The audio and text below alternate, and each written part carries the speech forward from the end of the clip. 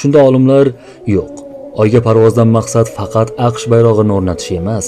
Biz u yerda oyning ichki tuzilishini o'rgandik va bir haqiqatga duch keldik. Agar bu haqiqatga odamlarni ishontirish uchun bundan ham ko'p pul sarf qilganimizda ham hech kim bizga ishonmagan bo'lardi deyishdi. Boshlovchi qiziqib, nima ekan o'sha haqiqat deb so'radi. Shunda astronom olimlar bu oy qachonlardir bo'linib, yana birlashgan dedilar.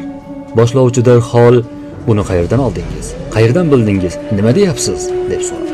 Ular ha, bu haqiqat. Biz oyni sirtidan tubiga qarab, tubidan sirtiga qarab cho'zilib ketgan tog' plazma jinslarini topdik. Darhol yershunos olimlar va geologlar bilan bu haqida maslahat qildik. Shunda ular bunday holat faqat bir o'rinda bo'lishi mumkin. Oy bo'linib, so'ngra yana birlashganida yuz beradi.